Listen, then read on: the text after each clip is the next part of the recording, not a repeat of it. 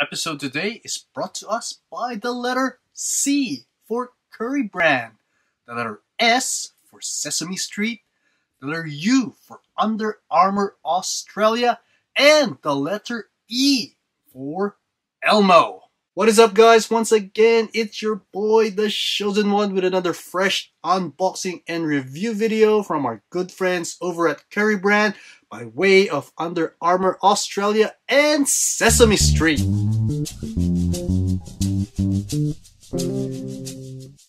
Today we have the Curry Flow 9 in Hot Coral Black and Leopard.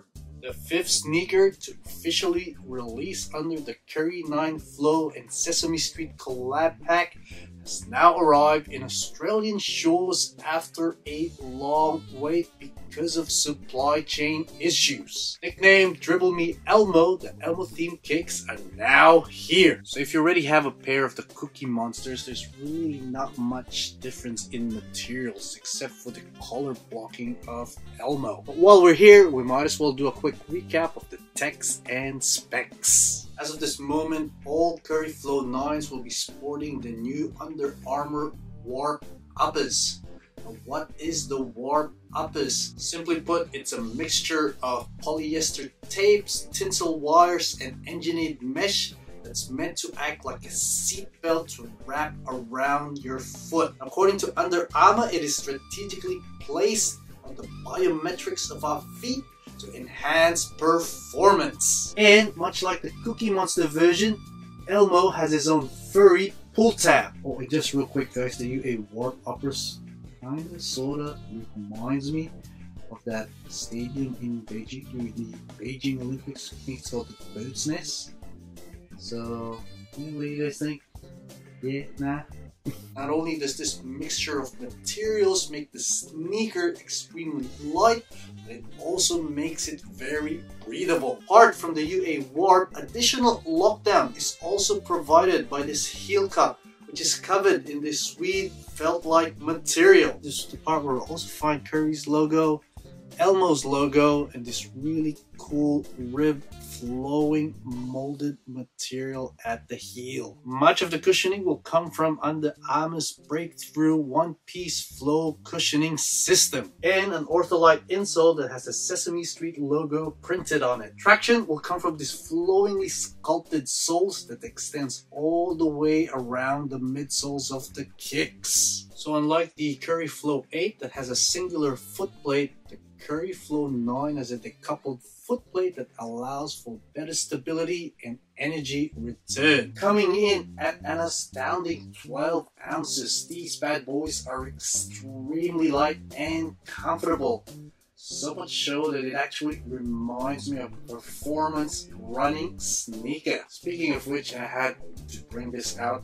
Another great performance sneaker that I've been using pretty much as of late is the Under Armour Flow Velocity SE. This one weighs in at 8 ounces and has the same flow cushioning technology. Now, for everyone that has been doubting Under Armour's flow cushioning tech's durability, I've been wearing this constantly every day to run and train at, and it's still here.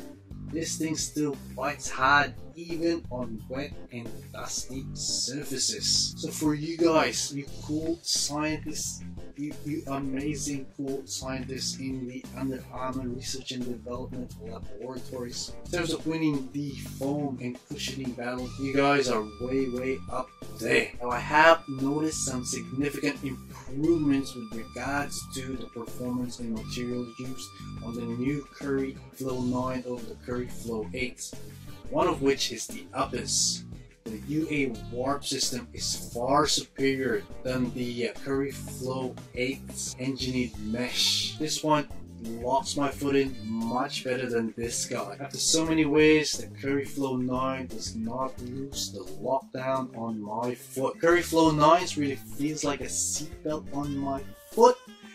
Locks my feet in. Part of the reason is these two eyelet straps that extends all the way and down around our feet. It almost feels like the Curry Flow 9s and my feet are one integral piece. Second one, as I have mentioned before, is the separated or decoupled footplate that allows for better torsional movement and energy return. Lastly, someone that enjoys the aesthetics and the looks of the kicks and streetwear in general. In my opinion, the design and aesthetics of the Curry Flow 9 has vastly improved over its previous models. Now, this sneaker, for some reason, has looked more sexier and more street ready. Another design element that I really like is that unlike the Curry Flow 8s, which had a plain white midsole, they decided to add color to the front of the midsole of the Curry Flow 9s. So for this particular model, the Elmo one is a bit of a shade of off-white gray and speckles of black and orange. Oh, and speaking of street, the colorway choices inspired by the more popular characters of Sesame Street is truly such a nostalgic treat for old heads like me. Currently, these bad boys are available at underarmour.com.au, footlocker.com.au, and at Dribble Sports. They retail for 220 Australian, and they run true to size snug. Wide footers may want to go half a size up. I believe there's a couple more secret characters that have yet to be revealed from the Sesame Street pack, and I believe there's also another wave of street-inspired colorways from the Curry Flow 9 series.